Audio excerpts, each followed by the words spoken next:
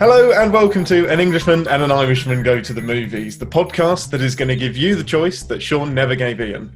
Yep, that's right, that's an interview with a vampire reference. Here's the mouse. Click away, nobody would blame you. I'm your Englishman, Ian Whittington, and with me, as always, is my Irishman, the man who was seriously considered for the part of Tom Cruise, post-Swamp Death. It's Sean Ferrick. I got down to the last 5, and eventually what went against me was that I was only 6 at the time. So they were just like, listen, this is really stretching belief at this point. This movie is amazing. You are wrong. You are wrong. I just assumed it's because you were too decayed. Like, you were just looking, we need to make it believable that there is a human being still after this swamp death. Yeah, no. Yeah, so interview with a vampire. I have thoughts. We know what Sean's are. But before we do that, to the news! To the news! So HBO has got a sizzle reel. Yeah. There you go. That's the news. Yes. So HBO, they released just a trailer during the week there. Obviously, as we know, Warner Brothers are partnering with HBO Max because of, owning them. It's not really a partnership. It's a domination. Yeah, it's not really it's like, oh, don't worry. We're full business partners. One of us owns 99% of the company, but we're business partners, man. Yeah, exactly. Can you guess which one has the 99% shares? It's like how me and you are partners in the pod. Oh, don't worry. That was not subtext I was using. That was text. So Clint Eastwood, who, God love him, refuses to die, he's directing and starring in an adaptation of a novel called Cry Havoc, which has been in the works since the 70s. It's one of those kind of everyone in Hollywood has been attached to it at some point. At some point, yeah. Briefly, we were attached to write and direct in it. Absolutely. Yeah, that was a hell of a weekend. But it seems, I think synopsis is old man brings young boy home to family. So that's it. So as opposed to Gran Torino, which was old man screams at people. Mm-hmm. Mm-hmm. Mm-hmm. One of the screenwriters on Gran Torino is writing this as well. So I loved Gran Torino, so I would be... Yeah, I liked it. It's cool. It's okay. So that's longer than it needed to be, but like most films. It was longer than it needed to be. Well, yeah, unfortunately, it's true. But unfortunately, that's it. That is all I know about it. I've seen a picture of it. It looks like Clint Eastwood's. And, I really can't say I'm interested. I mean, it's a film. It's cool. It might be all right, but... Exactly. It is a film. Yeah. It will do filmy things. So I like Clint Eastwood better as a director now than an actor. Well, I think he's directing this, so maybe at least 50% of this could be good. Yeah, cool. Yeah. So next one up is... So this one I am interested in, right? It's called Reminiscence, and it's starring Hugh Jackman and Rebecca Ferguson. So, nice. Yeah, I really, really like her and him. So what this is about... So this is written and directed by Lisa Joy, who is one of the co-creators of Westworld, and who is, I hate doing this in her introduction, but she's married to Jonathan Nolan. Okay. So apparently they worked on Memento together, and Reminiscence, it's same but different in that it's the idea of, it's a kind of futuristic, but not too futuristic. Hugh Jackman has this ability to help clients relive memories of their past. She said she got inspired. She was writing it when she was pregnant. And when she, had given birth and she was holding her daughter, she was like, I'd give anything to be able to keep this memory forever. And that's kind of the crux. That's really cool. So is it kind of to work through trauma then, or just to enjoy things again? I think it's just to enjoy things again.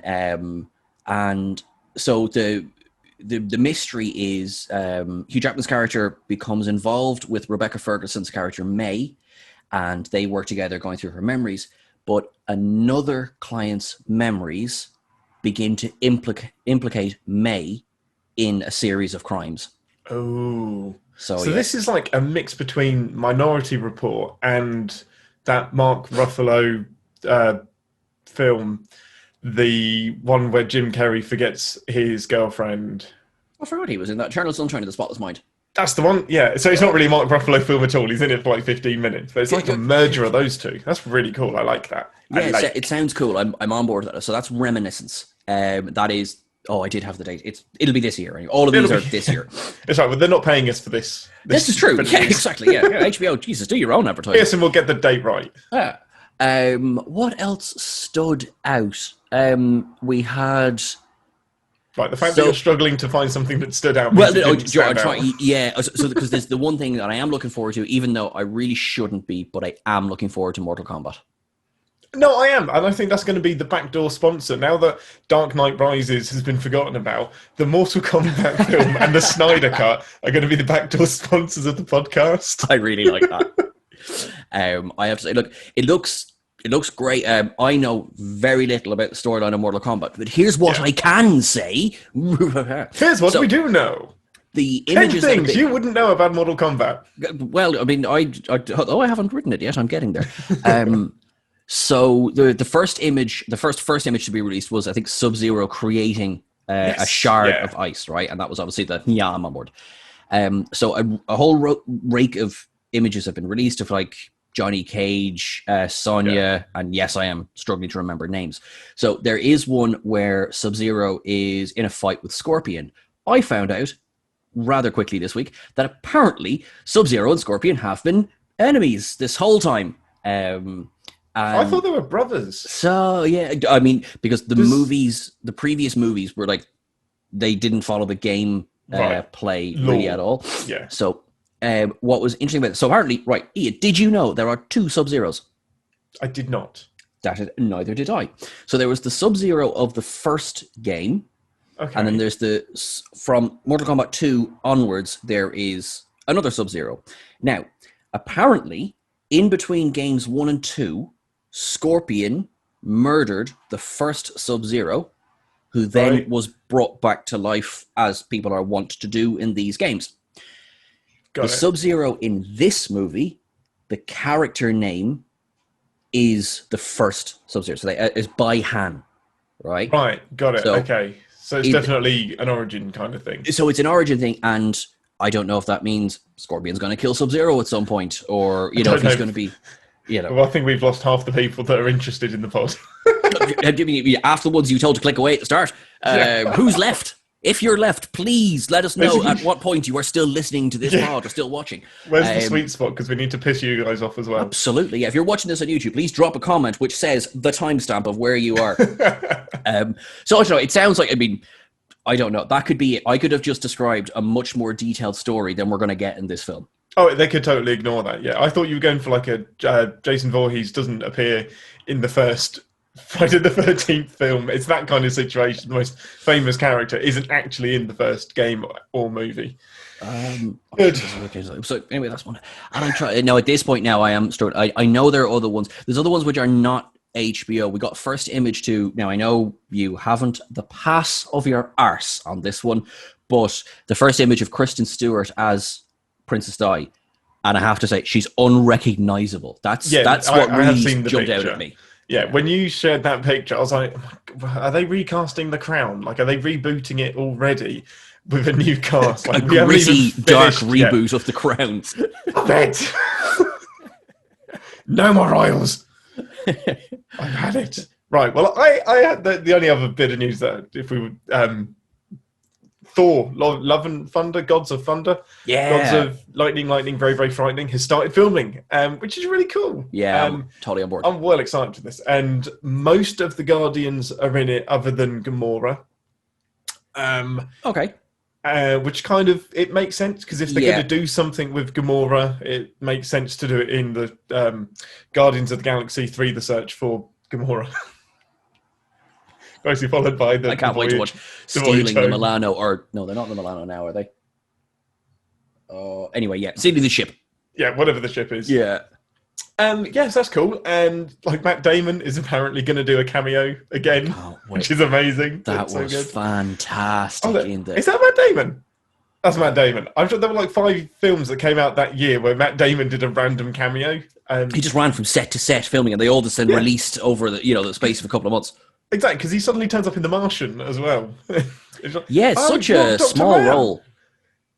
No, that is a small role. He's only in like 20 minutes of it.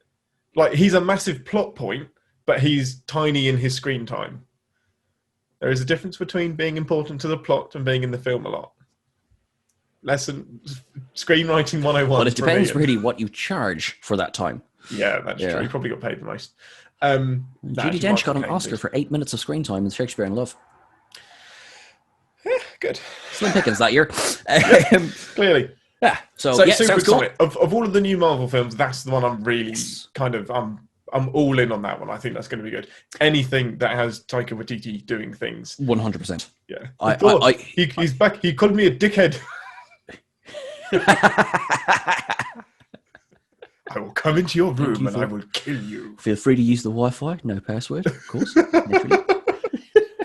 me a dickhead. Right. That's enough for the news. And do you have anything to the recommend? Recommend. Bum, bum, bum, bum, bum. Bum, bum. Can I request as well? Can we add the MGM lion to that, because that lion is an Irish lion who was in Dublin Zoo when they filmed that? No. You fucking Brit. Yes, we absolutely can. Yeah, Excellent. I'll stick the roar in somewhere. That's fine. Yeah, that's cool. That works. It might just be me going rawr. Do you know what? Actually, no, it would need to be Irish. Rawr. So The Crown, right? I think there are detailed discussion of The Crown. No. Do I have recommends? I do have recommends. I have several, so I may not try and blow my load all in one go. So I might split it up over a couple of weeks. Oh, I know what I said. I said what I said, and I stand by it. But the absolute number one, as in, I won't say stop what you're doing. I'll say finish this podcast first, and then go and watch Euphoria, starring Zendaya and Hunter Schafer. It's an HBO show. It came out a couple of years ago, didn't it? No, last year. So 2019 season 1 came out. Right. Season 2 was due to obviously start filming, and then everything happened. So 2 hour-long specials were released kind of December and January. In fact, the other one just a few days ago. I cannot tell you the last time I watched a show as affecting, as well written, as well acted, and also, because I'm paying attention more to how videos are constructed, it's incredibly well edited. It is a very well put together show. Mm-hmm. For a largely young cast, there's not a bum note in it. I've only heard good things about Euphoria, and it's been on my lists. But yeah, it's just difficult. Has it had a proper release over here on anything? I don't know. I have to this, but is Sky Atlantic, and is that not kind of UK HBO? So I presume I think you're right, actually. Yeah, it probably is on there. As far as that, it's not suitable for kids. It's not something to sit down. Not suitable for people under 25. It's also, don't sit down and watch it with the family, but it's a bingey show as well, isn't it? Get it all. Because not only that, but you'll be hooked. It's not even just that, it works better as it's 8 episodes and then 2 specials, right? So it's not even that it works better as a 10-part movie. It's very definitely separated into episodes, but you just, you'll easily spend 10 hours watching it. So hydrate. It's phenomenal, to borrow a friend of mine's word. Apparently I say phenomenal a lot. You're just very good at it, and you love to say it. It's phenomenal. Yeah. Okay. When you say it like that, you can't just say phenomenal. Phenomenal. Yeah, exactly. Yeah. Use it with the usual 12 syllables you put into it. Phenomenal. So that would be one. Now, I do have another recommend, which I have to get out this week. But now, do you have something? Yeah. So, really, really topical. It's a film from, I think, 1994. It is Denzel Washington's Fallen. I love this film. I'm so glad. Why hadn't you told me about it? It's because no one talks about this film. That's it. I watched it. I loved it. It's bloody brilliant. You talk about it. It's your recommend. I know. Yeah, it's so good, and no one talks about this film. I've never heard of it. When I'm flicking through Amazon or Netflix or whatever, if I find a Denzel film, it is going to go straight into my list. At some point, I'll watch it, even if I don't watch it right now. I want to watch everything because he's the man. He just acts. I don't know if he ever plays a different character, but I just like watching him be Denzel on screen. So this is a really unorthodox, weird story. There's not a lot I can say about it without spoilers, other than it's about a... You find this out pretty early on. It's a demon that can jump from body to body to body and spends the film screwing up Denzel Washington's life. And he's a cop in New York. Yes. Yeah, no, it is New York, definitely. So this demon has a bone to pick with Denzel and just attempts to ruin his life. And it is fantastic. Tony Soprano is in it, really bizarrely. Gandolfini. James Gandolfini, yeah. James Gandolfini. I'm so bad with actors' names. Fred Flintstone is also in this John film. Goodman. John Goodman. And spontaneously, who's the lady that's in this? Miss Honey from Matilda. Now, I can't remember her name. Can't remember her name, but she's randomly in it, basically playing Miss Honey, just playing herself. And Donald Sutherland. Beth Davis? You might be right there. But yeah, it's a really bizarre cast. Donald Sutherland is in it as well.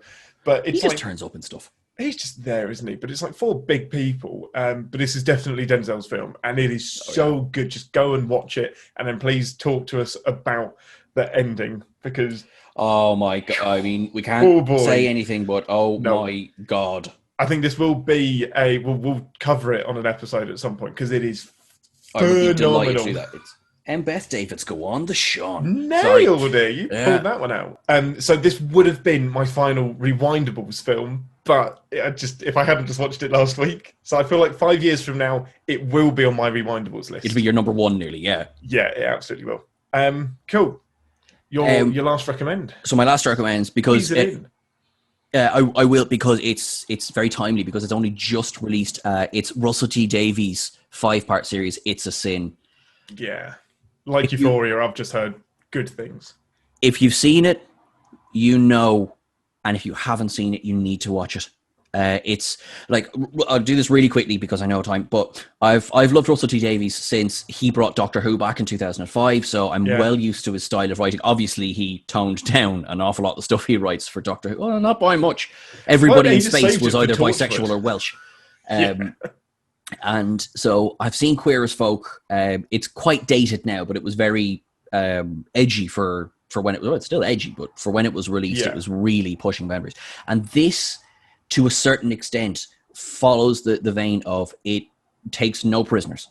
And it's incredibly well written. The characters are all so likable. Now, it's set, so each episode does a kind of a jump of maybe 1 or 2 years, depending on where the story is, right? Everyone, you're introduced to everyone in episode 1, everyone who the story will follow.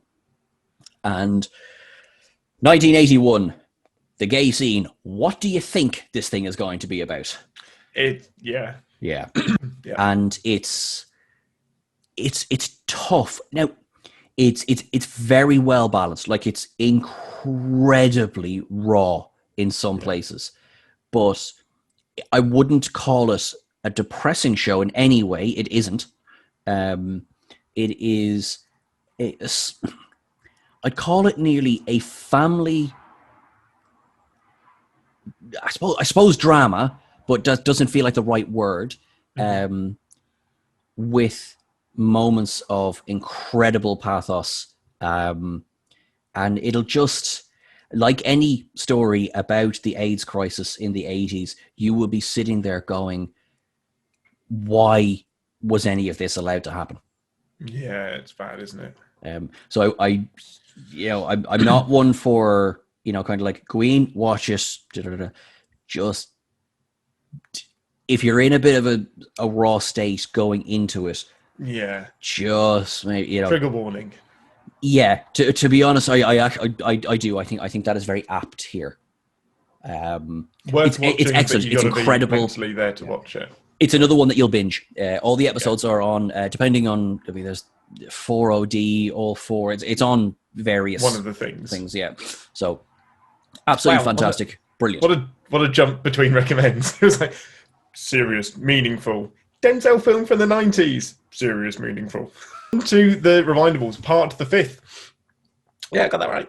Yes, you did, yeah. So this is Sean's turn. It's Interview with a Vampire. Yay!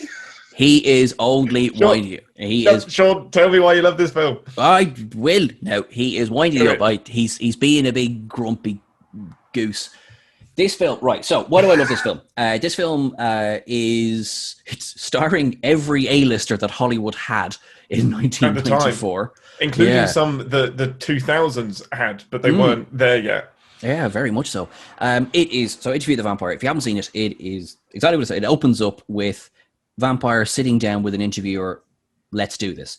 Here's my life story. The obvious question is, why does he bother?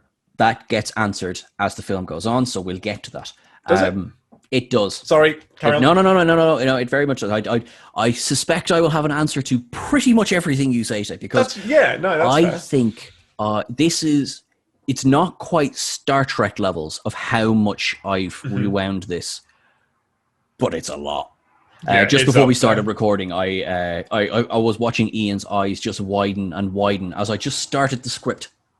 Yeah, it was honestly from the beginning onwards, like the story. I was like, I've got to buckle in for 2 hours because Sean's going to recite the whole thing again. It was really impressive when I started doing the full soundtrack and getting the sets and everything in the background. Sean, how are you doing this? Like, Brad Pitt, what are you doing here? Get a haircut. So actually, let's just say that, right. Brad Pitt, Tom Cruise, Antonio Banderas, Christian Slater, Kirsten Dunst. Tandy Newton, briefly. Of course, sorry, Tandy Newton. So, and also, you won't have seen her. I only know this from IMDb. Okay. I'm not sure. Did you see Peaky Blinders, Penny Dreadful? Yeah, I've seen Peaky Blinders and the first episode of Penny Dreadful. But she wasn't in this. So Peaky Blinders. Aunt Polly, Helen McCrory. Oh, where was she? She's the other hooker in the big scene. Oh, that's amazing. The other hooker. Exactly. Yeah, she's the one who's dead for the entire scene. Yeah, brilliant. So, that was amazing. That's Helen McCrory. So, yeah, I mean, what a cast. Incredible cast, which is one of the things that confuses me. Okay, no, that's cool. No, we'll absolutely we'll go through every bit of it. We'll get there. Give us the synopsis. The synopsis is a roughly 200-year-old vampire sits down to tell his life story to an interviewer. He starts from, as he says, when he was born to darkness, which is when he was made into a vampire. It is alluded to very briefly that I could tell you the first 20 years, but you're not going to care. There was not an awful lot going on. There is a little bit of context in that his wife and child have died. So he is very much on self-destruct. Yeah. If it wasn't for the vampire, it'd be somebody with a knife. He was going to die. That's the crucial bit, isn't it? That he's lost everything in his world. He's got tons of money. So that's not a problem. There's nothing really motivating him to exist. Exactly, yeah. There's no impetus to survive. You lack the courage of your convictions, sir. That is my favourite line. It's so good. It's so good. I want to use that every day. Somebody gives me the wrong change, or you lack the courage of your convictions. And rip your shirt open as you do it. Sir, could you please stop? Sir, this is the Waitrose. I've asked you several times nicely not to do this.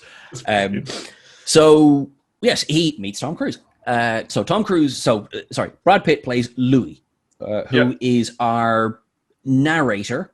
Correct. And effective. He is our lead character, but he's not our only lead character. But it's his point of view. This is his absolutely story. It's his story. He is the eponymous vampire. Yeah.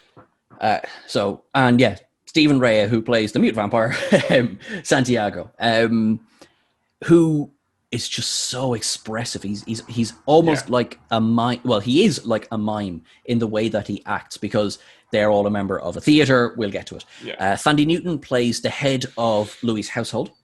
First household, First household, yes. There are several households. Man, they go through some buildings.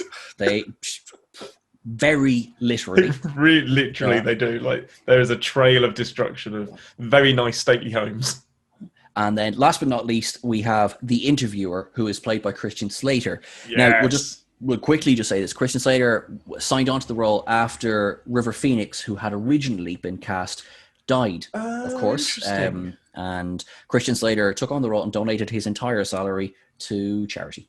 Oh, that's amazing. So I'm really glad you said that first, because I was going to say Christian Slater is absolutely wasted in this film. There's no reason the interviewer needs to be I agree. He could have anybody been famous at all. It could literally, Christian Slater is a total waste. However, that's awesome. That's really, really cool. I think, do you know what, in 2020 vision, if River Phoenix had survived, of course, and he would have been totally wasted as the interviewer. It would have been, it doesn't need to be absolutely an A-lister star, because he's very much, is he even he's not even a catalyst, he's a plot along. He's nothing. Yeah, he doesn't really get any information. To have a dictaphone sat there, it may as well have been him recording his memoirs. That's it. But interview with a tape recorder, a vampire dictates isn't quite as catchy as an interview with a vampire. Yeah, transposition with a vampire. Yeah, exactly. Does the interviewer do more in the book? I assume he does. I have read, now it's a while, but I have read the book. I think it follows a very similar structure. There's probably more in terms, obviously, the book will have more detail, but I think it's a fairly similar structure. Because what I would have liked a bit more is the interviewer drawing things out of Louis, but Louis is just there to tell everything. So there is no interview. There's no questions. It's sort of a monologue. Really, exactly. It's a vampire's monologue. Well, at least that's an okay title. Yeah, monologue of the vampire. Not so much. A vampire's monologue, yeah. Or A Vampire Speaks. Yeah, A Vampire Speaks. The Vampire Chronicles. It's that subtitle I really don't like. Were they intending on making a franchise of movies out of this? No, they did make a sequel, but let's address the Queen of the Damned in the room. Right. So in fact, I know you haven't seen Queen of the Damned, because your eye would have twitched if I just said those words. I haven't seen it. So the Vampire Chronicles is much like the Chronicles of Narnia, much like the Wheel of Time, much like A Song of Ice and Fire. It's a series of books. It's quite a long series of books as well. Anne Rice has been writing for years. So the first, book 1 is Interview with the Vampire. Book 2 is The Vampire Lestat. Book 3 is Queen of the Damned. Now, I don't know them all. I'm stopping there, guys, before I butcher the series. What they did is they made Interview with the Vampire, and then I believe there was a rights issue as kind of got to get this made or the rights revert. So Vampire Lestat and Queen of the Damned were merged into one film. Oh, okay. And it was everything you think a goth, teenage, early 2000s movie was going to be. So it's I don't mean that in a good way. I don't mean that in a good way. No. Okay. Interview with the Vampire is the far superior. I mean, star power alone. All respect to Stuart Townsend in Queen of the Damned. Stuart Townsend plays Lestat in Queen of the Damned. Why didn't Tom Cruise and Brad Pitt come back? Or were they just one and done? I mean, if that's the case, don't hire them for the first film. Oh yeah. No, if you know you're going to struggle to get them back. I don't. You must keep in mind, Tom Cruise was the A-lister that you think of. Brad Pitt wasn't. Brad Pitt, his career it was very much on the rise. Yeah, but he wasn't the Brad Pitt of today. Yeah, he hadn't done Fight Club yet. Oh God, no! Fight Club was 99. This is 90. He would have been filming 93. So it was. Yeah, it's way before his massive coming out. Which exactly. Yeah, that's cool. Whereas Tom Cruise, of course, had been a darling of the 80s. You know, so and he was. I realize I haven't talked plot yet, so we're kind of getting there, right? But Anne Rice, when she heard Tom Cruise was cast, was up in arms. She was like, he is not my Lestat. You know, hashtag not my Lestat. Hated, absolutely, like, as in to the point of she was going to war in it. And then she watched the footage and she said, nobody but Tom Cruise could have played Lestat. Well, I need to read this book then. I just think he makes a rubbish vampire. Oh, it takes me out, and I think I'm watching it with 2021 eyes. I mean, I just carry on. We'll get on to Tom Cruise much later on. All right, that's fine. So, right, I think I more or less think I've done the synopsis without going into spoiler territory, which we'll do as we go along. So, vampire talks. Yes. Here we go. So, when did you first watch the film? And it must have caught you at a sweet spot. I did. It was so right. I actually have a weirdly early memory of this film, all the way back from '94. So I do remember when this film was in the cinemas. Obviously, I didn't see it then; I was only 6. But it was in the cinemas at the same time as Star Trek Generations. Right? Oh, interesting. And the reason that has stuck with me is because Generations is a fantastic film. The Generations is a fantastic film that has That's aged why like a it fine stuck with wine. you. Yep. What it is there used to be this show in Ireland that was hosted by a DJ called Dave Fanning, right? And it was sort of a little preview of upcoming movies, you know, and they would do little scenes and everything. And I remember watching it one Friday, and there was the upcoming scene from Star Trek Generations. And I was like, oh, brilliant, yeah, this is great. Yay! You know, this was, you know, kind of a late show. This was after 8 o'clock in the evening. I mean, this is, Nice. it's 6. Then what they did is they did a scene from a Guillermo del Toro film called Kronos. I don't know if you've ever seen or heard of it. No, never heard of it. Something to discuss at a later date. It's also a take on vampire myth. Cool. And perhaps they were on a theme, although there's no vampires in Star Trek Generations. Then they showed the scene of Claudia being born. Oh, in cool. Interview with the Vampire. I was 6, and to this day, that scene is unsettling. Yeah, no, agreed. Yeah. Because, you know, again, 6-year-old Sean is watching 8-year-old Claudia. I think 11-year-old Kirsten Kirsten happen to Dunst, me. but Or just like this could happen. But that's a kid. That's a kid, and the camera's not cutting away. Like that's real, you know, and just the it definitely pushes some lines, doesn't it? This film. It does in terms of it's not, you know, it's not. I was going to say it's not Dracula, which of course it isn't, but it does. It leans closer to the romanticism. Oh, heavily, yeah. Like Dracula does. But Dracula is definitely a villain. Dracula is definitely a villain. Yeah. This is more. Yeah, these guys are just playboys, to be honest, and they're a bit bored. I think Louis would be an anti-hero. I mean, like anti-hero in that he does. You know, he commits crimes. Tortured hero. Kind of. Well, definitely, yes. He's fighting. Right. He's the definition of fighting against his nature, isn't he? Yes. Yeah. Whereas Lestat, you're right. He is fully embracing his nature. Yeah. That is something which Queen of the Damned, for its many, many, many sins, that's front and center. It's Lestat taking the center stage. Yeah. You know, that's so that's what they do in that. So watch at your peril. It's the reason I love. Okay, so spoilers, whatever aside, I love Tom Cruise in this film. It is my favorite Tom Cruise movie, and I do like Tom Cruise as an actor. All right, I do. I think he's very, very, very, very. You don't have to quantify that. I'm watching your facial expressions over there. Yeah.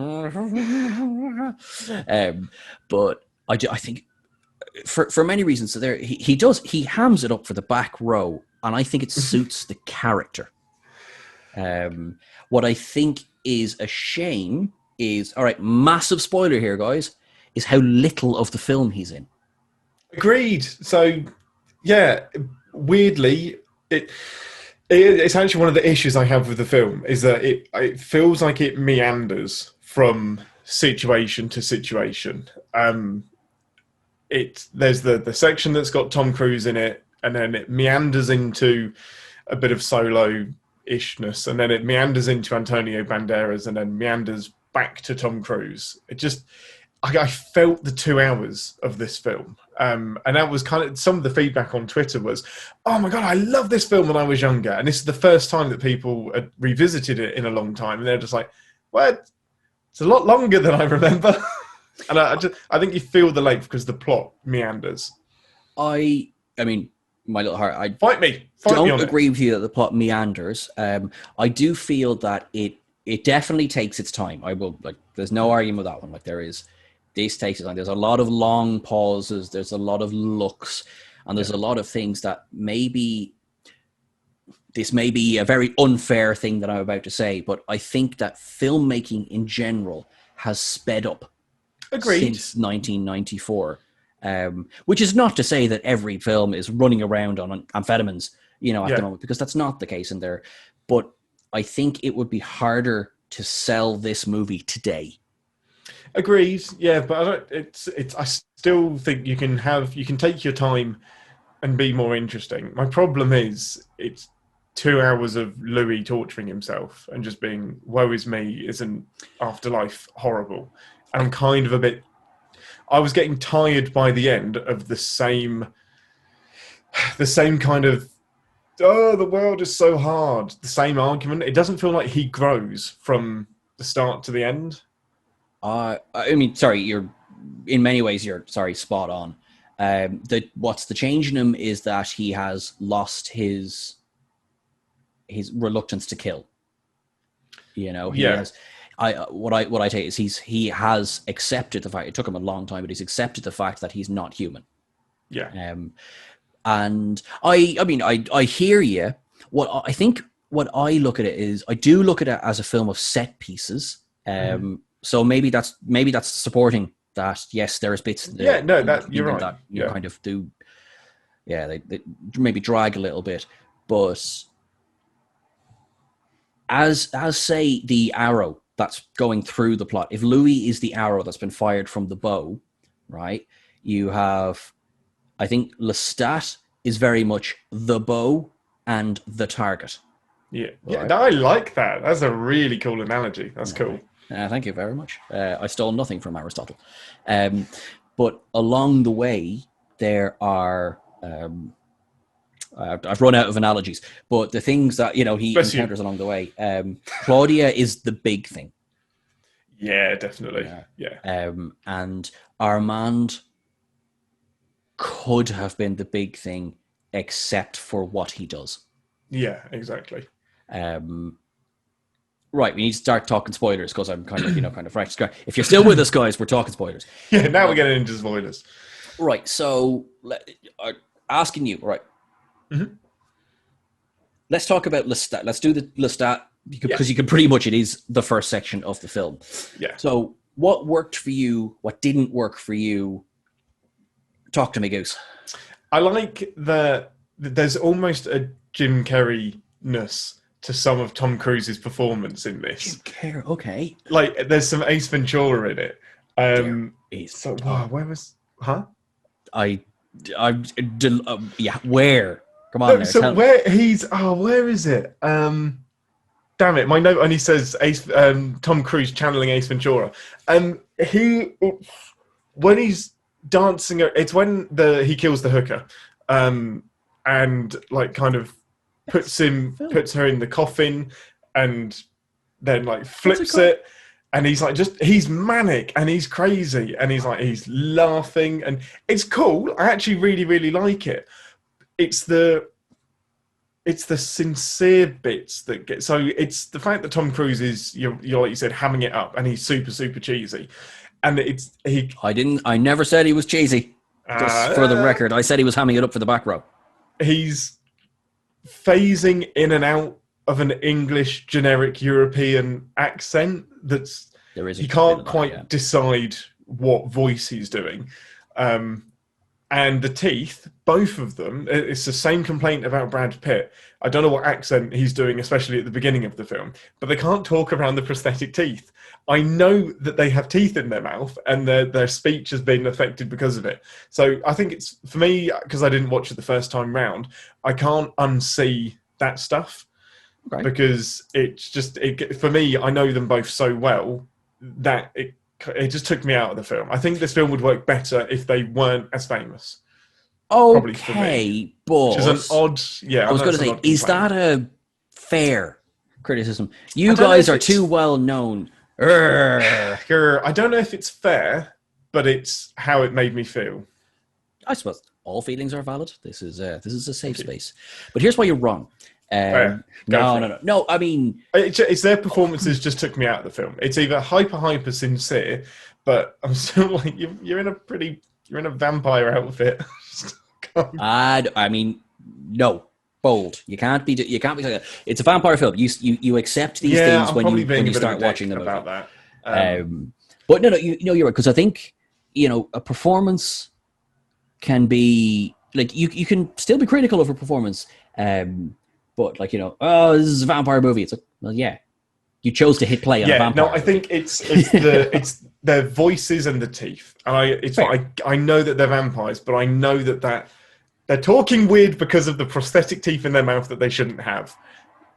I have to say, I've not noticed that, but because I've watched this so many times, it's just normal. That's just how they speak in the film. So I'm not saying you're This is wrong. me watching it for the first time. Yeah. Whereas I think if it came out today, there would be ways around that.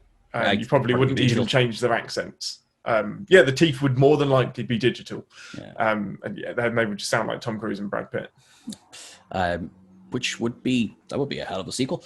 Also, my God, guys, what happened? I thought vampires didn't age. Yeah. To be fair, Brad Pitt and Tom Cruise have not aged. Oh, they still look fantastic. Brad Pitt hated making this film. Really? That's and tried to get out of it several times, and apparently, so this is what I was looking at. Well, that shows in the performance. It's a hard role to play. To be fair to you and to be fair to him, it is a hard role to play because, yeah, you are the tortured vampire for this entire film. Okay, but do I get a bit of range? You know, what am I allowed to do here? Yeah, exactly. It's very plastic performance. Just, I'm miserable. Plastic part, maybe? Part. Fair enough, yeah.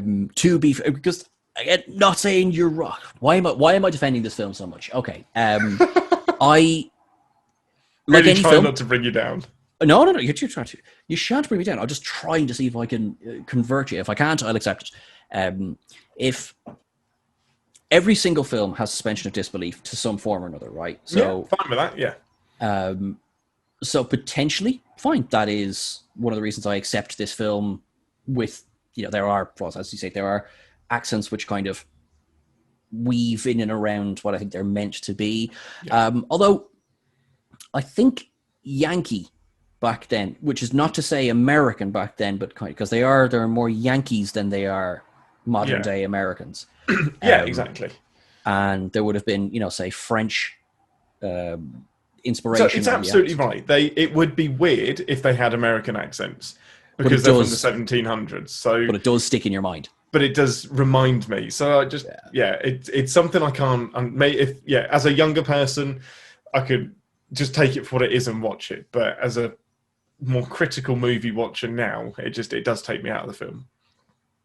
But it's fine. Tell me the good things. Tell me what you love. Tell me your happy places.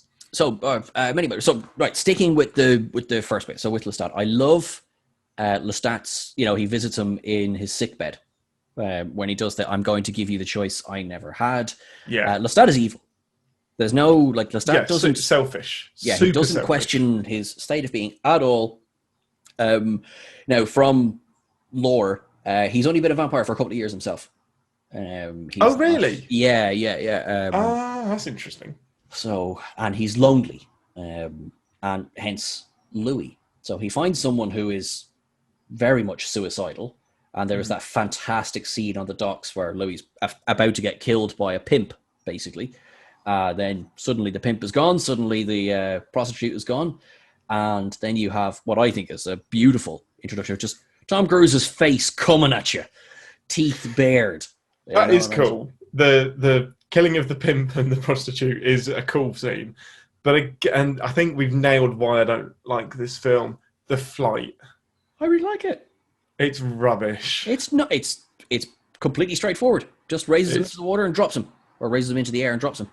But it looks rubbish. I have to say I disagree.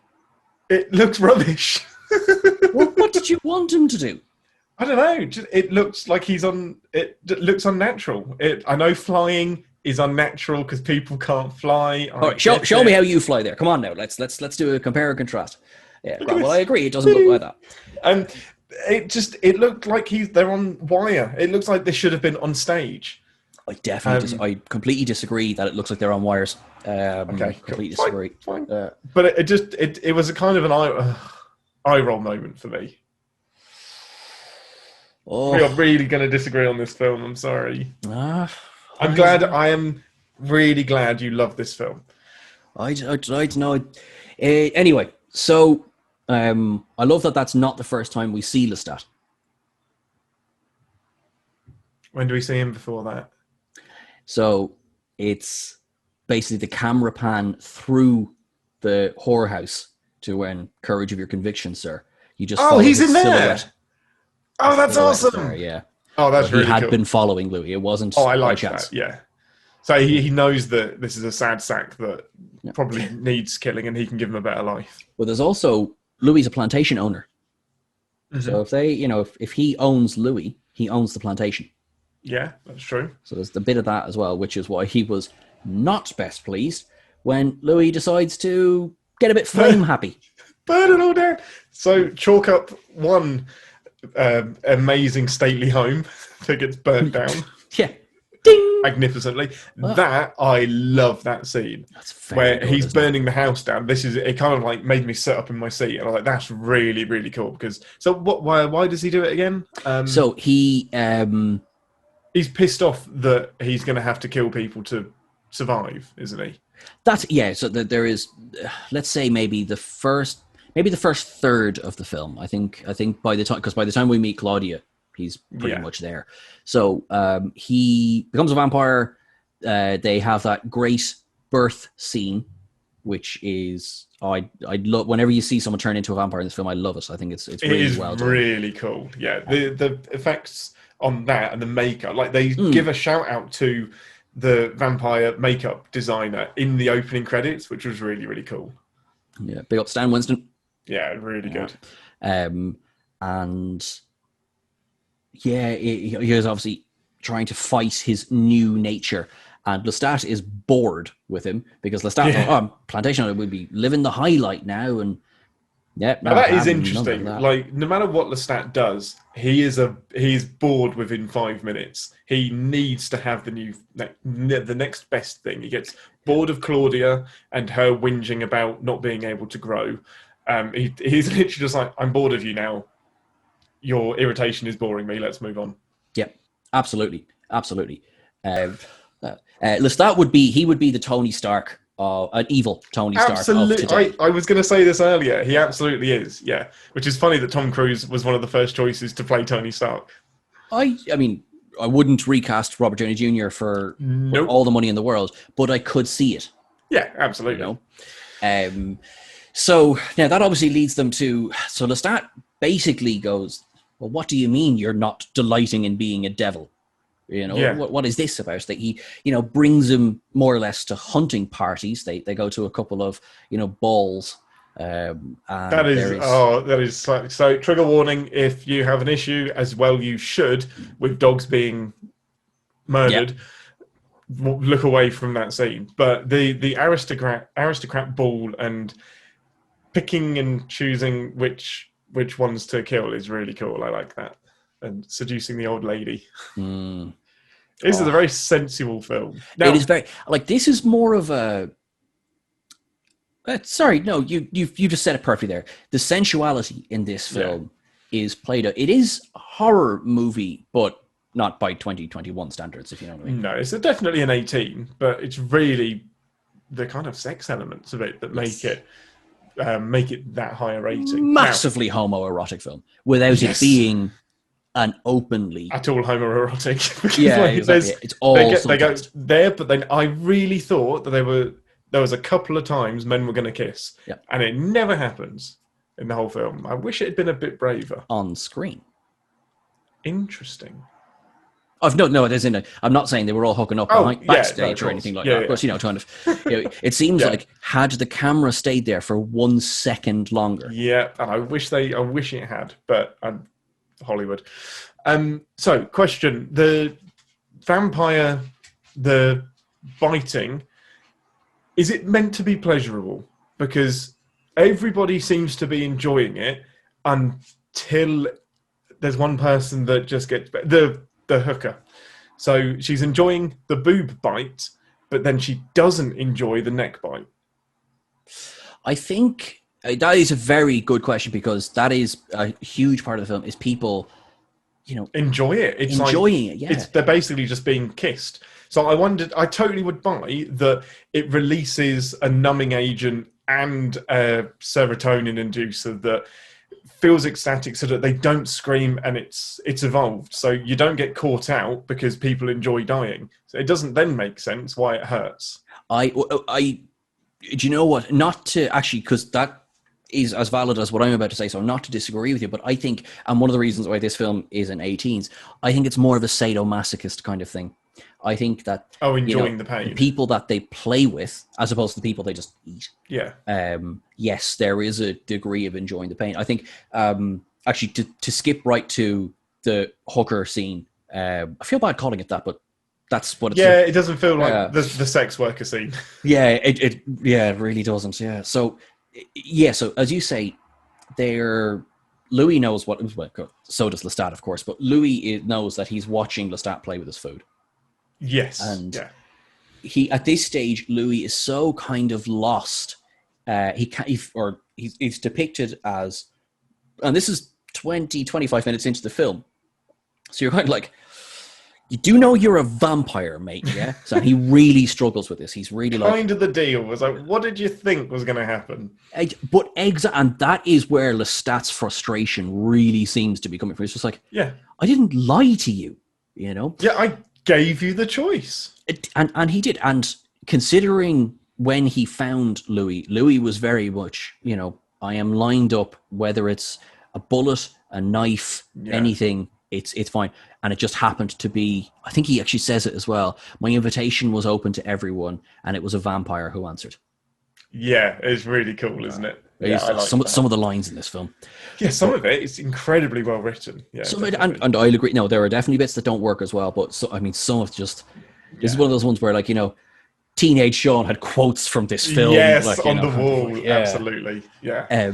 But yeah, the hooker scene, for me, it's one of my favorite scenes of the film. I really, really like it, and it's what sticks in my head. It's definitely a scene that sticks out. I think my problem is you then have 10 more scenes where the exact same argument happens. You know what it's like? It's like in the X-Men films, Charles and Eric having the same fucking argument that humans are good and they will support us and we will fight together. Humans are bad. They will kill the mutants. By the 17th film, I am sick of this argument. Neither side is going to budge. And that's what frustrates me in the movie, is that neither side budges from their position. Neither side is going to, and neither side has progressed at all by the end of the film. Not sure I agree with you on that one. Who has a different opinion at the end? Louis, in not massively a positive way, because of, we'll get to it really quickly, but because of Claudia. But I get to it really. I will make my case now. Okay. No, that's fair. Yeah. Okay, I get it. I still don't think he's a rampaging, murdery, bitey person like Lestat. No, God, no. They never, ever, ever. Lestat never gets what he wants from Louis, and Louis never gets what he wants from Lestat. No. And I totally agree. Like, that is, you're 100% there. So this scene, just really quick, because I've played this in my head so many times. This is where we see both Lestat's pure, like, he is not human. She is not alive to him. She is purely just a tool for his lesson to Louis.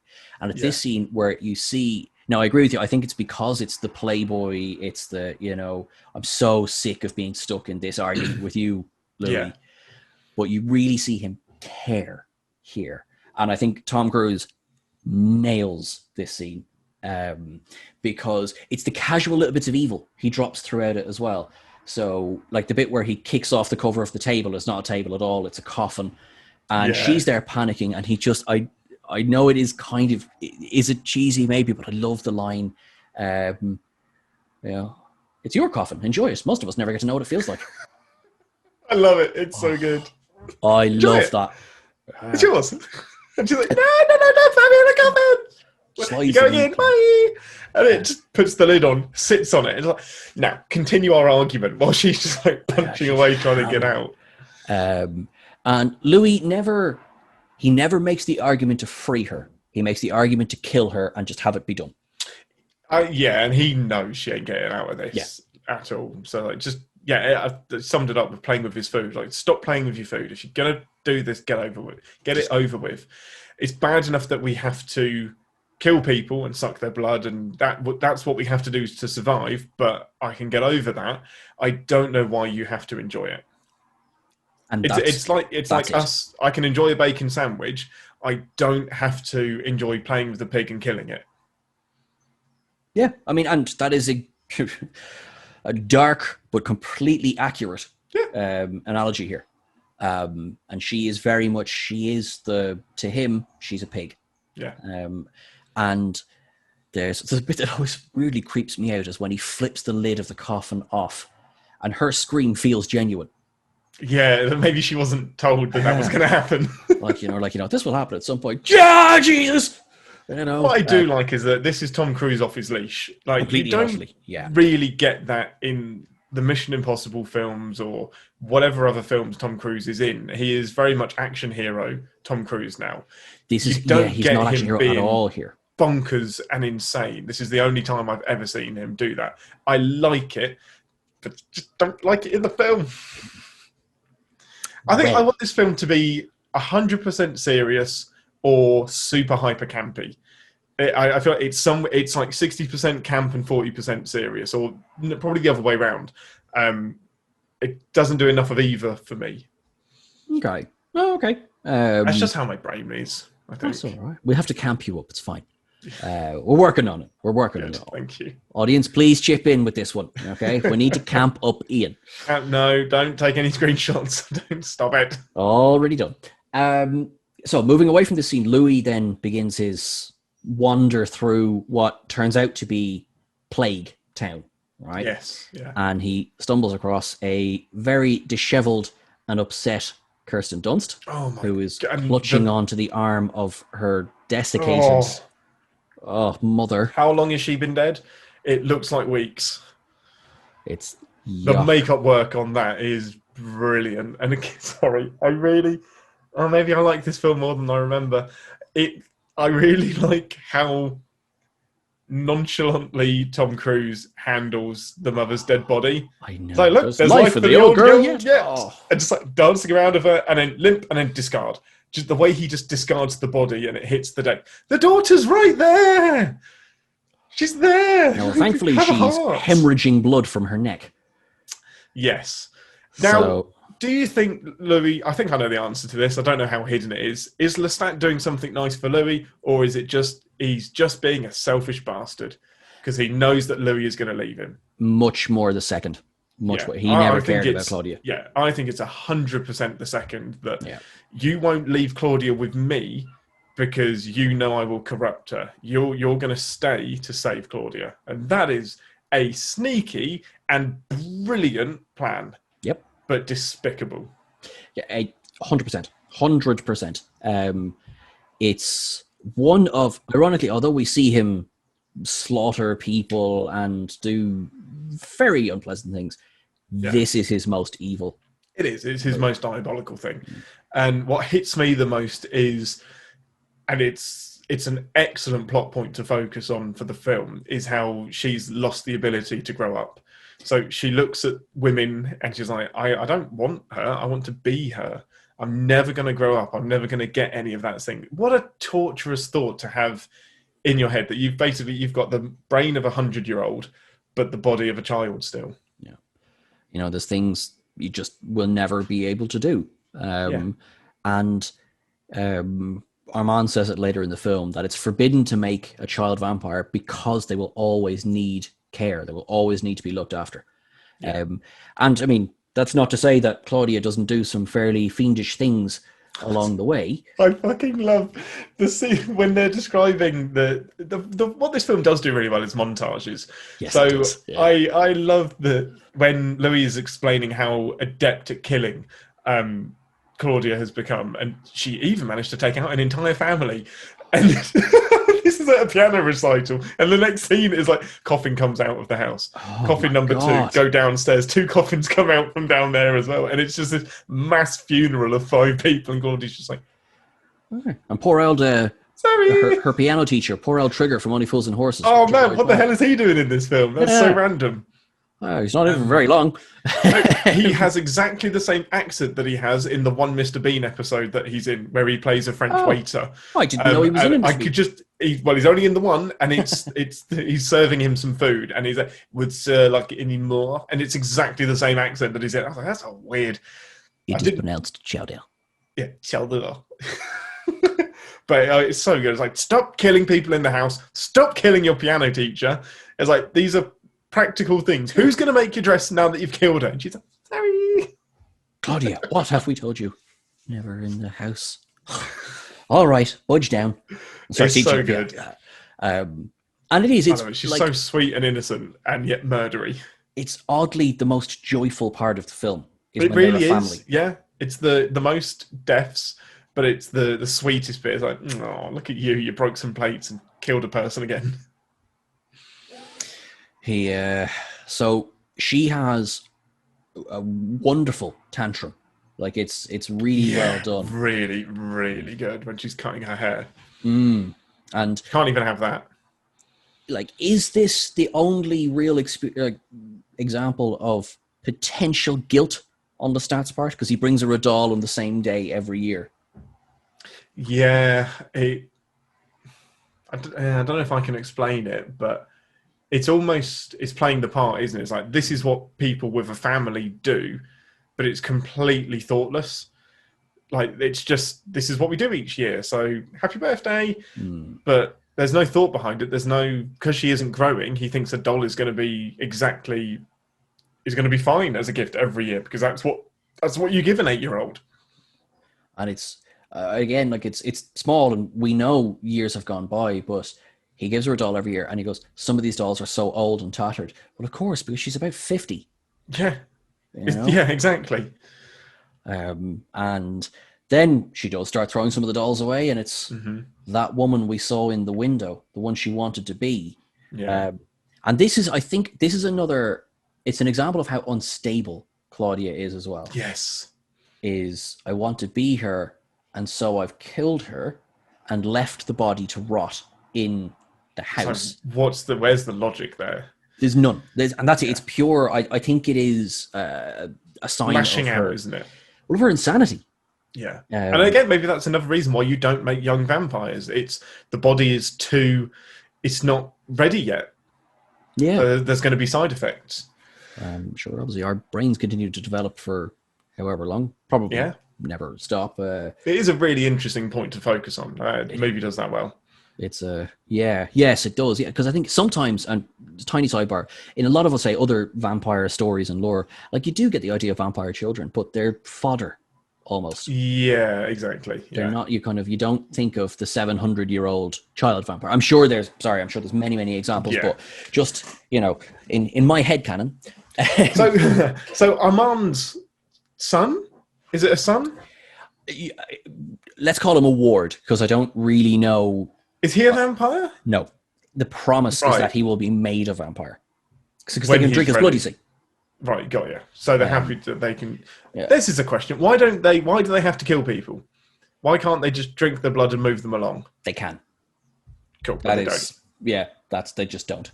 Yeah. And like, that kid would be an example of that. And also, I think it's Madeline. Oh, we've jumped forward a bit, but Claudia brings Madeline home for Louis. Yes, to be a mum. There's already teeth marks on Madeline. Yeah, that's it. Oh. So Claudia breaks down. The whole point is that I will never grow up. And it's not just about I want to grow up. It's you, Lestat, you have trapped us. Yeah, and you knew this would happen. You knew that if you made me this way, I wouldn't be able to grow. And you still did it anyway. And you did it to keep Lestat. She's figured out that that's why he did it as well. You did it to keep Louis. I am merely a tool for you. Yeah, exactly. And Louis was just a tool as well to stop him from being bored. So herself and Louis, then they have this. It's very short, but because she initially she hates both of them. And I suppose there's no pride or anything in this. I'm sure at some point every child has gone, I hate you, mom and dad. Yeah. And like that, the next time she speaks to Louis, it's, oh, look, I never meant what I didn't mean that. I can't hate you. You're, he's more than a father, but it's not out and out stated. Yeah. And then she comes up with a plan. An excellent plan. I love it. Such a good plan, and it's so in character as well. Also, big massive shout out. So Tom Cruise does not play the piano, and as a person who has learned this particular piece on the piano because I loved this film so much, well, not the entire piece because it's really hard. It's a piano sonata by Haydn for anyone who wants to check the soundtrack.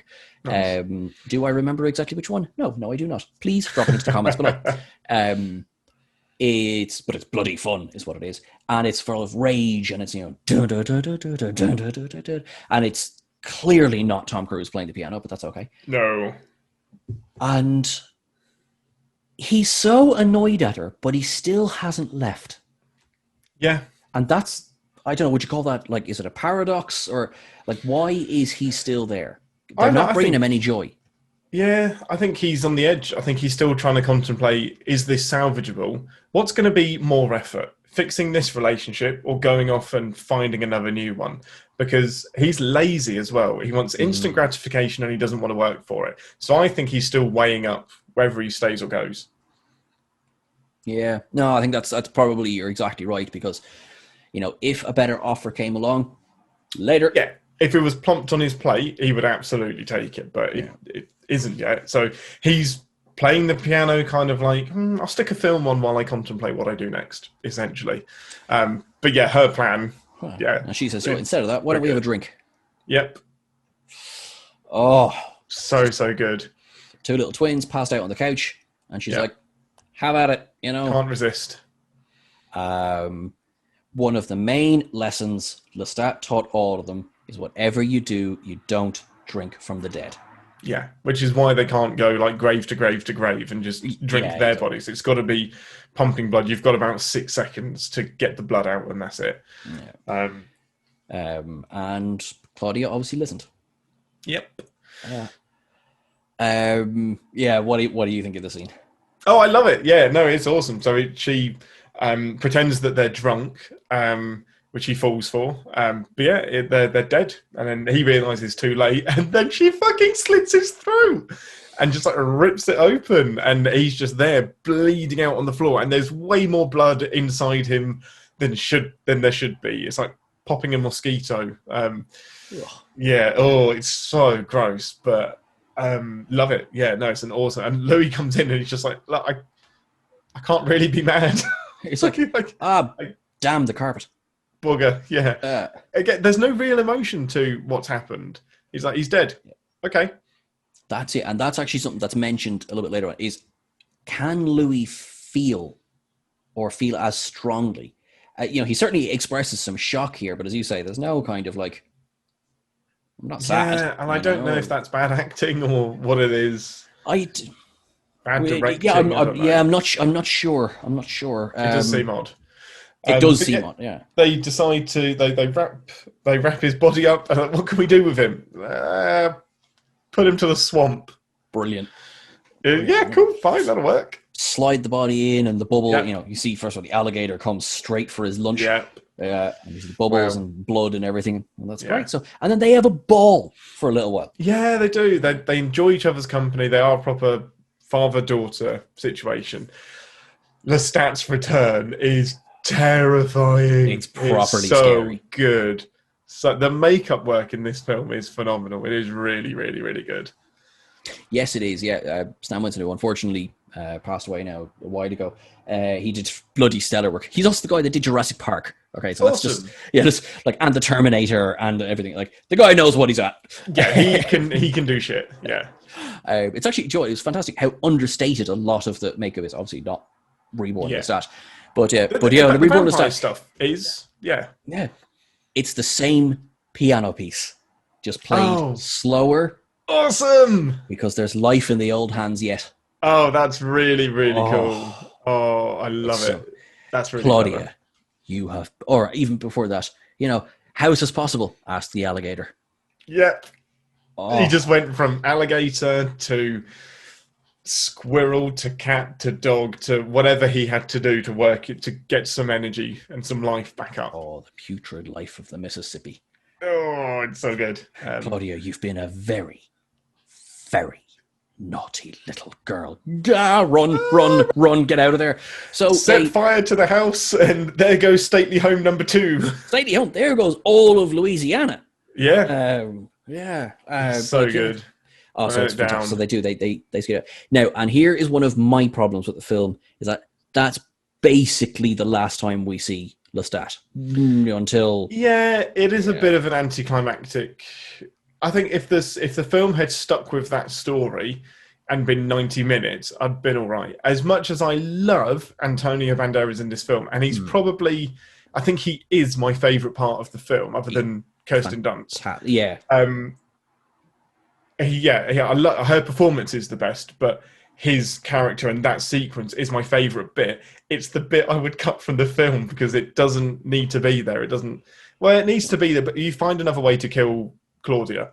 That just, it sticks out. It's like we've got two different films here.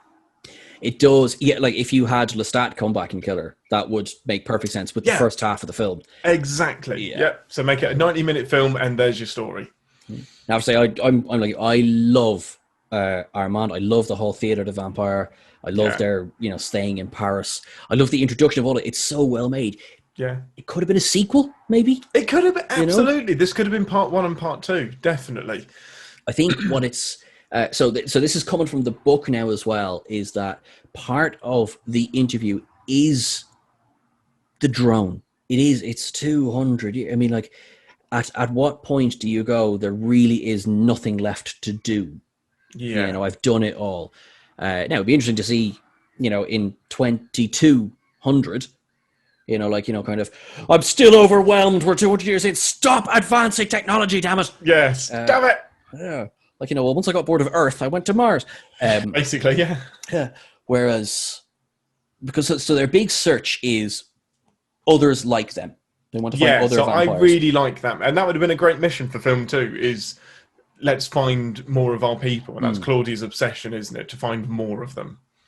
Yeah, again. And they do. Yes, they do. Yes, they do. So I got a bit lost, and it's probably because I've only seen it the once. Why do they end up dead? Or why do they turn on Louis? So, right, okay, so, spoiler, I know. There's a couple of reasons. One is Armand, in a way, is like if Lestat was a lover, that would be Armand. Mm-hmm. As in, he is as fascinated by Louis as Lestat had been, but where Lestat wants to play, Armand wants... You can imagine him spending 50 years in bed with Louis. Yeah. Claudia's in the way. Claudia is always going to be Louis' number one. And so why did he think killing her was going to work? Their whole lives or unlives is death. Yeah. Just another death, just another. So even though Claudia is, a 50, 60-year-old, potentially older at this point, vampire, in Armand's eyes, she's just a child. Yeah. You will forget her. I think you'll move on. If it takes 300 years, you will eventually forget her. Yeah. Exactly. And he is close to 500 years old, Armand is. So he is the oldest vampire that Louis has encountered. Yeah. And yes, that fantastic scene. But at almost 500 years, I don't know anything of God or the devil. Yeah. Oh, that entire scene where he runs his hand through the flame. There's many times I've done that with the camera, thinking of Antonio Banderas in the scene. But even just before that, just the theatrics of the piece as well. Armand is a beautiful liar. Yeah. And he uses, I'm quoting Viva Vendetta here. This is not an original quote. He uses lies to tell the truth. Yeah. He's like the Loki of the vampires. Whereas Santiago's chaos. Yes. He is himself. And this really feels like Santiago's plan as well. You can almost imagine he's been feeding this to Armand as a plan. I think it's been Armand the whole time. I think he has been the puppet master, and he knows what he's working with. He knows that from the moment Louis and Claudia arrived in Paris, Claudia was dead. Yeah. And what he had to do was get Louis away. Yeah.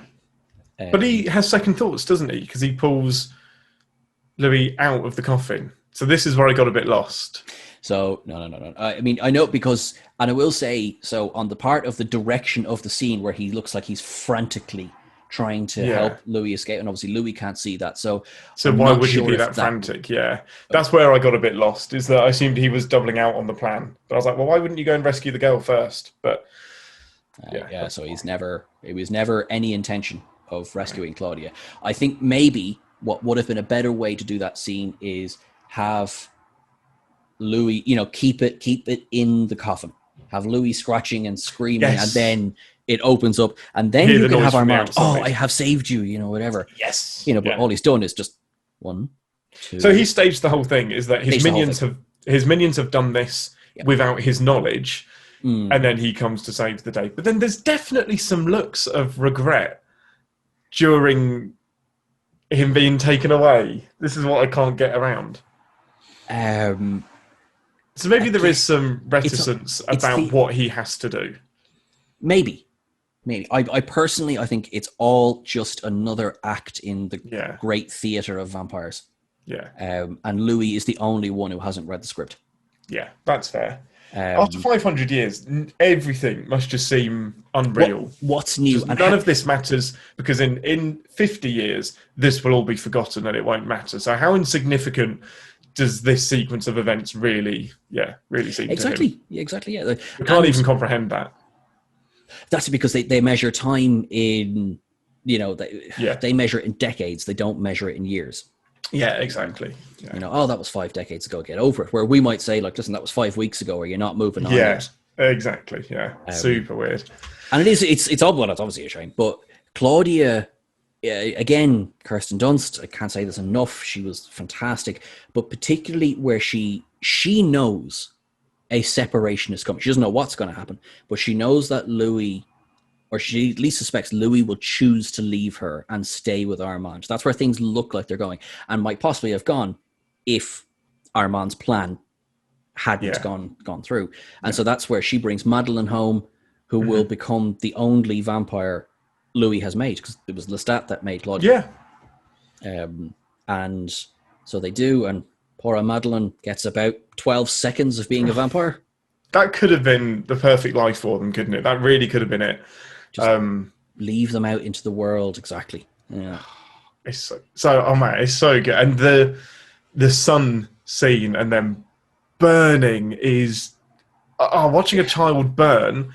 It's weird how our brain works, because I was okay with it because I know how old she is mentally. But if this was a child acting like a child, that scene shouldn't have made it to cinema. Like that, you're watching a child get burnt alive. But because we know she's actually mature, man, credit to Kirsten Dunst for playing a 60-year-old inside a child's body. Like, so incredible. And absolutely, I totally believe she is an old soul inside this child's body. Do you know what? Actually, I'm going to go slightly back on something I just said, because it goes from, you see this, the burn starts to appear on her cheek, right? And it cuts straight to Armand slamming through the wall. I still think it would have been better if they kept it in the coffin and had him rip the cover off. But I guess seeing his desperation to take down the wall leads you to believe this is simultaneously happening. Yeah, I guess so. Yeah. But you could have done still that cut backwards and forwards. Yeah. And then, but no, that entire burning is brilliant, and the Pompeii ash effect is, I don't know how they did that. It's so good, so good. And then the ash blows up into his face, and then we get the sadly forgotten interviewer. So back in present day. Oh yeah, I forgot. A tear falls on Louis' finger, and then he goes, "Can a vampire cry?" And Louis says, "Maybe once or twice in a lifetime." I don't think that's about his actual tear ducts. I think there's only once or twice in a lifetime you will ever feel strongly enough about something that you will have this emotional reaction. And then he was just like, so then shit went down. Yeah, things happened. I love this scene. Love it. It's so he gets his revenge. Really good. I have got kerosene or whatever, alcohol, whatever he's got. Third place, he burns down. Louis, this guy just leaves a trail of destruction. Yeah. Just enough with the fire. Wow. And I love it. I absolutely love this scene. I totally agree. Where he's in all of the coffins are lined up, and it's like splash, splash, splash, set fire. You've got like vampires that can fly, just like burning bodies flying around the room, and it does look a bit unnatural, but. It's like a knee-jerk reaction. If you're on fire, you kind of like jump around. If you have the ability to fly, you're going to fly around and like try and put yourself out. Yep, 100%. It's an awesome scene. It's just pure chaos. There's a little showdown with Santiago as well. in the main theater hall. Yes. Oh, Oh, that so scythe. good. Way back in the day when we had do you remember Bebo? Oh, yeah. Yeah, so we're talking Yeah, like ages ago. 2000, I don't know, Yeah. 2000 dot. MySpace. That was my bloody profile picture for ages because I was deep. And it was Nice. him with the scythe. It's Yeah. such a cool setup because it's a scythe, but with like a weird baton handle on it. So the Brilliant. way you can swing it, and it would make a great weapon for Dungeons and Dragons. Like the dexterity that you can get on that scythe is so good. It's very elegant, and it's almost like a dance that they're doing together. Yes, As it he is. cleaves people, it's so good.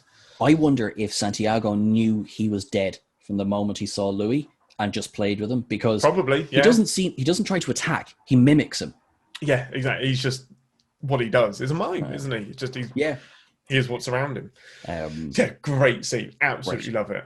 and of course, Louis was smart. He did it during the daytime so they couldn't escape outside. Yes, yes, really clever. However, he's also like, great, I've done that. Bollocks. But then it's so gothic.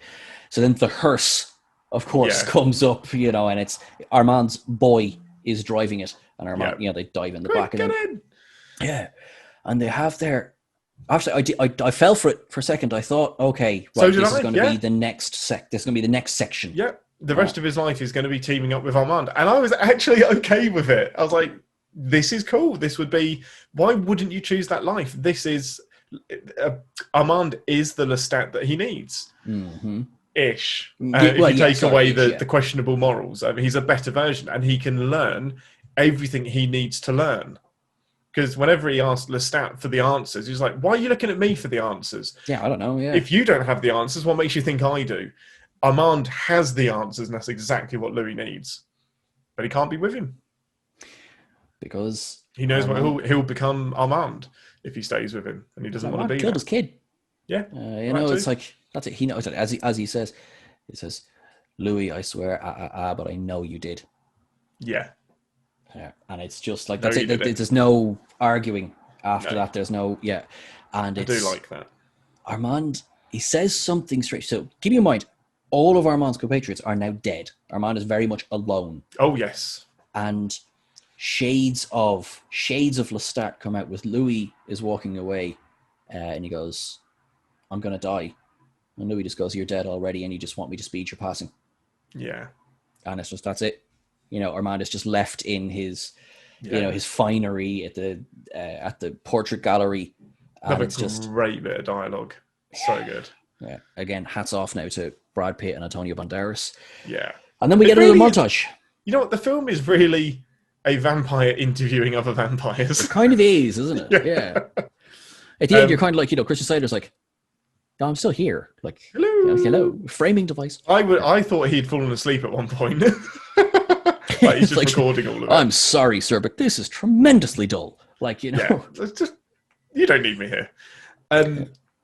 So next montage is him finding the new world and returning to America and strange televisions and how film has now shown him a world that he could never see. It shows him the daylight world that he's never been able to be a part of.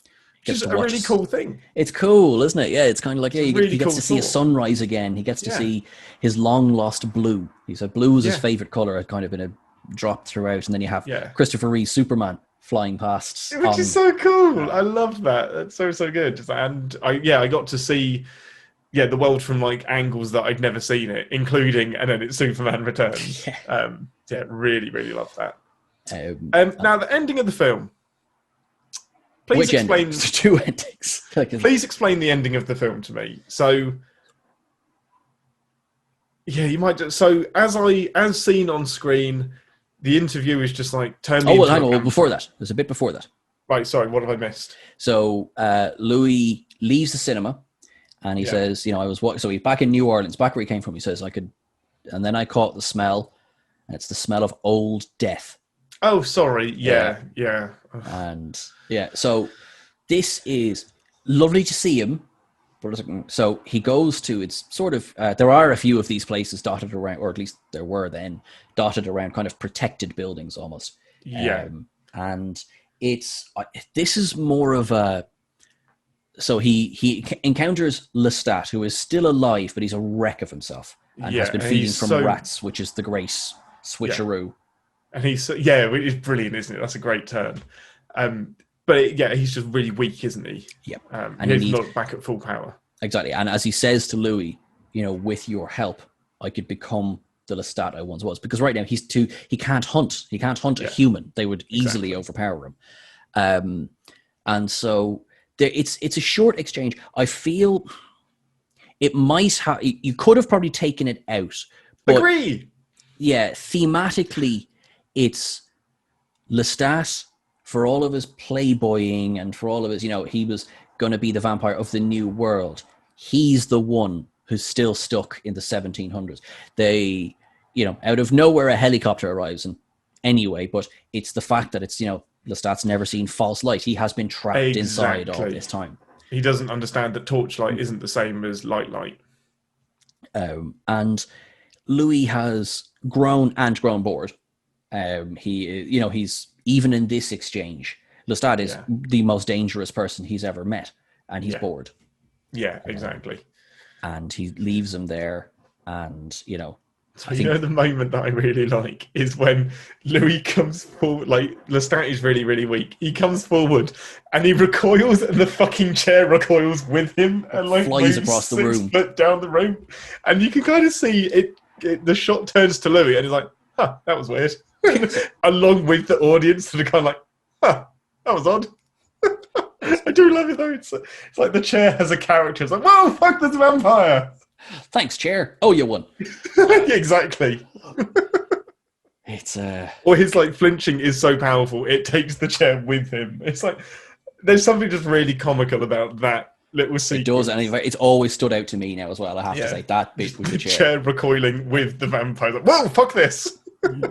You've Louis going, I mean you no harm, but also Louis like a strong gust of wind. And you're done, mate. Yeah, exactly. But I think that kind of sums up the problem I've got with the film, is that it could be a really, really powerful scene, but it's comical because of Tom Cruise's character and the choices that are made. Like, that's not scary, that's funny. That bit, the chair scooting across the room, that is funny. Yeah. It's kind of their last hurrah, if you like. I mean, there's a chance that they might encounter each other again, but it's suggested to be their last encounter with each other. Exactly. Yeah. And it's very much no one's running away. It's just Louis going, I need to wrap up this loose end. Or it's not even that. It's I smelled you, so I thought I'd come and say hi. Yeah, that's probably That's it. There's no fear, even if technically. Okay, what's the last time he saw Lestat? Lestat was on fire, but yeah. He'd seen him come back from the dead before. Oh, he never really believed he was dead. No. Yeah, exactly. And I get that they accidentally bump into each other because it's been 150 odd years or whatever. So things are only unlikely over the course of a minute. If you multiply things outwards over the course of the life of the universe, then everything will happen. Exactly. Yeah. Everything will happen once at some point. Give it another 100 years and he'll bump into Armand at some sort of holodeck. I was like, oh, it's yourself. How would you look at that? Yeah. So that's that ending. So that's that ending. Yes. I think that's the thematic ending. It is. Yeah. Yeah. Then there is the actual ending, which is, I like it. I will understand if people have issues with it, but I like it. I don't know how I feel about it, to be completely honest. So Christian Slater is... No, sorry, go on. I was going to say, because there's two more endings, isn't there? Yeah, exactly. There's Louis' ending and there's Christian Slater's ending. Exactly, yeah. So Christian Slater is now... I actually really like this ending of Christian Slater begging to be turned into a vampire, and Louis' exasperation of, for fuck's sake, I've wasted the last 2 hours because you haven't understood a damn word of what I said. And if the message you're getting out of my story is, I want to be a vampire... You've missed the fucking story. And that frustrates me a little bit because I'm also there scratching my head thinking, how is that the message you got from this? After this story, why do you still want to be a vampire? Because I sure as hell wouldn't. Not after this story, no, absolutely not. So why does there's no romantic... in what is ostensibly a romantic movie, kind of, there's nothing romantic about it. There's no satisfaction from any of it. Immortality is a curse, and Yes, he it is. still Yeah. doesn't get that. But I do love Louis' frustration of why did I bother? He says, "Oh God, I failed again," and Yes. then God has nothing to do with this, and then click, and it's the most ferocious I think you ever see Louis because he's trying to put the fear into him. Well, other than the The burning theater down of the yeah, theater, yeah, the burning down that which one? yeah. Sorry, yeah. Don't start with burning down because that's everything. Yeah, it's like, oh look, there's a nice building. Be ashamed if someone burned it. Burned it down. He lifts him up to the ceiling, and then you have the wild eyes and the teeth, kind of, they're more bears and everything, and it's great. And he goes, "Is this what you want?" Nope. Yeah. And you're like, Change my mind. Bye. "Yeah, bye." Runs out, Such a grabs stuff, 180. gets into the car, hits play. Be still, my shorts. I love that scene. Yeah. I know. What do you think of this ending? It's fine. I don't know how else you'd end it. I think that's my problem is I don't know. It's a perfectly fine ending, but it is a bit of okay. So Lestat, why is Lestat there? Because I think he's been following Louis all through. And the book, again, this is not in the movie, so this is kind of adding a bit of the way. But in the book, they meet each other at the Theatre of Vampires. So there is an entire Oh, cool. Lestat is definitively not killed by the fire. He comes back. I think he's weakened, not as weakened, but he's weakened by the time they meet the Theatre of Vampires. I think this whole time they never met by chance. He's been following Louis. Yeah. Now that would suggest that he was strong enough. So maybe it was an act or something. But this is Well, why it's a swamp thing, but it's a swamp thing, but it's just taken a bit longer, isn't it, to get to full power? Yeah. This is why I'd nearly lift the Lestat Louis scene out. Now I understand for the film you had to have Brad Pitt and Tom Cruise together one last time. Yeah. I do get that, but I would nearly lift that and have Lestat's return be a real shock. I still don't think it's a real shock though. Oh, because we've just seen it 2 minutes ago. No, but even without that, even if you lift that scene out, I don't think this is a big shock. Oh, sorry, potentially not. I remember I was shocked myself because I don't know, I just thought well, you're going to get what you want to the interviewer, but it's not going to be what you want. But so I think Lestat is the one who gives you that. Yeah, I get it, because it's almost like this story, the interviewer can't survive because then this story gets out there and that changes the world.